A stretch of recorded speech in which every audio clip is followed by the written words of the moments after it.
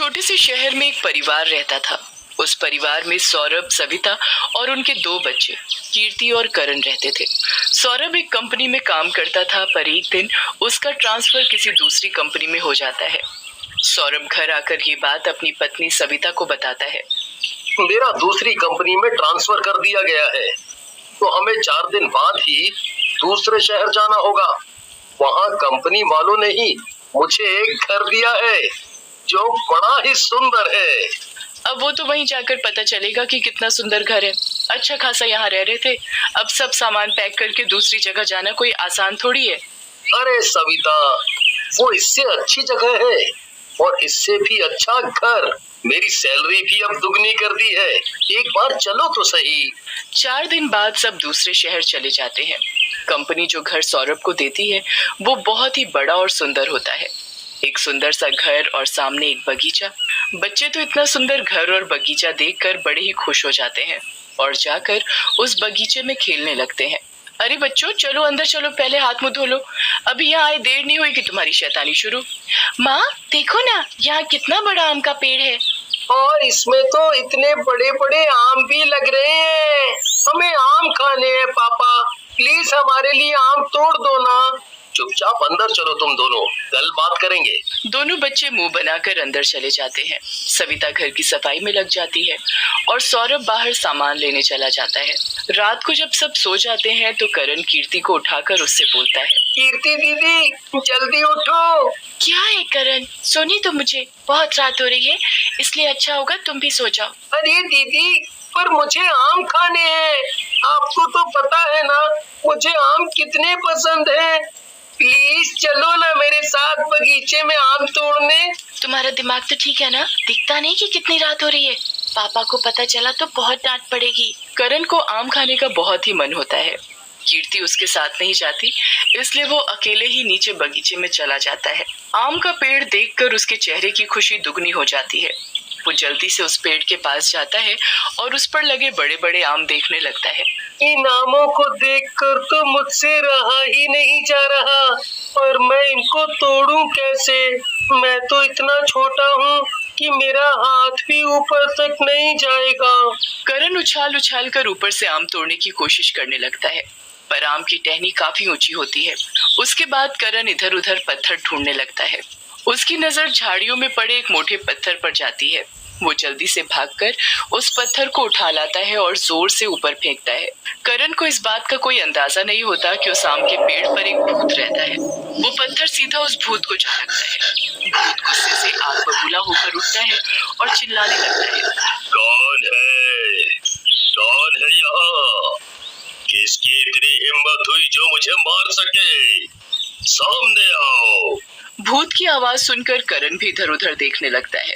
ऊपर से जब अचानक एक भूत कूदकर उसके सामने आ खड़ा होता है तो करण डर के मारे बुरी तरह चिल्लाने लगता है।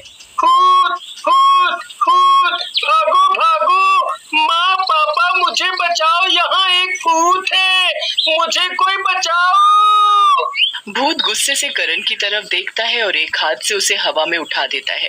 छोड़ दो, मुझे जाने दो, मुझे जाने दो। इतना सा शरीर है और हिम्मत तो देखो, मुझे पत्थर मारकर नींद से जगाया। नहीं भूत जी, मैंने आपको पत्थर नहीं मारा था, मैं तो आम तोड़ने आया था। मुझे नहीं पता था कि आप ऊपर सो रहे हो। पर तू है कौन और यहाँ इतनी रात को क्या कर रहा है? मेरा नाम करण है, हम आज ही इस घर में रहने आए हैं। मुझे आम बहुत पसंद है, पर कोई भी मुझे आम तोड़कर नहीं दे रहा, इसीलिए मैं खुद ही आम तोड़ने आ गया। तुझे पता भी है कि आम का पेड़ मेरा है, बस मेरा। कोई भी इसके आम तोड़ने की कोशिश करेगा या इस पेड़ को हाथ भी लगाएगा तो मैं उसकी जान ले लूंगा। भूत करण को छोड़ देता है। करण उसी वक्त वहां से सीधा अपने कमरे में भागता है। वो एक बार भी पीछे मुड़कर नहीं देखता। करण इस बारे में किसी को नहीं बताता ताकि उसकी डांट न पड़े कि वो रात में बगीचे में क्यों गया। एक दिन सविता सारा काम खत्म करके बगीचे में जाती है। वो आम के पेड़ के नीचे पड़े एक बेंच पर बैठ जाती है। जब पेड़ पर बैठा भूत सविता को ऐसा करते देखता है तो उसे बहुत गुस्सा आता है। ये लोग ऐसे नहीं मानेंगे। कल वो बच्चा आ गया था तो आज इसकी माँ, इसको तो मैं अभी सबक सिखाता हूँ। भूत ऊपर से 2-4 आम सविता के सर पर फेंक कर मारता है। सविता जल्दी से इधर उधर देखती है। ओए माँ, मर गई, मुझे यहाँ बैठना ही नहीं चाहिए था। सविता वहाँ से उठकर अंदर चली जाती है। जो भी कोई उस आम के पेड़ को हाथ लगा था वो भूत उनको परेशान करने लगता। आए दिन उस पेड़ की वजह से कोई ना कोई परेशानी होती ही रहती थी और हमेशा उस पेड़ के पास कोई ना कोई घटना घटती रहती थी। एक रात सौरभ अपने दोस्त राहुल को घर पर खाने के लिए बुलाता है। हवा बहुत अच्छी चल रही होती है, इसलिए खाना खाने के बाद सौरभ और राहुल दोनों बगीचे में ही खड़े बातें करने लगते हैं। राहुल उस आम के पेड़ से टेक लगाकर खड़ा हो जाता है।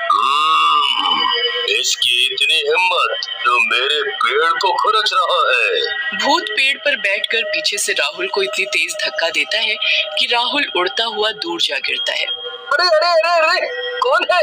किसने मुझे धक्का दिया? क्या हुआ राहुल? यहाँ तो कोई भी नहीं है। तो तुम कैसे गिर गए? किसी ने मुझे पेड़ से धक्का दिया है। कोई तो था इस पेड़ पर। इस पेड़ पर तुम्हें भी किसी ने धक्का दिया? मुझे भी, मतलब किसी और के साथ भी ऐसा हुआ है क्या? हाँ भाई, मेरे साथ भी ऐसा हो चुका है और आए दिन इस पेड़ पर कुछ ना कुछ होता रहता है। ऐसा है तो इस मुसीबत को ही यहाँ से हटा दो और इस पेड़ को ही काट डालो। अगले दिन सौरभ एक कुल्हाड़ी लेकर आता है। जैसे ही वो कुल्हाड़ी उठाकर पेड़ पर मारता है, पेड़ से खून निकलने लगता है और सौरभ वहीं बेहोश हो जाता है। वहाँ आंधी तूफान शुरू हो जाता है और उस पेड़ से धड़ाधड़ आम गिरने लगते हैं। जब सविता बाहर आती है तो सौरभ को वहाँ बेहोश देखकर जोर से चिल्लाने लगती है। वो उसे घर में लेकर जाती है और बिस्तर पर लिटा देती है। जब सौरभ को होश आता है तो वो काफी बदला हुआ होता है।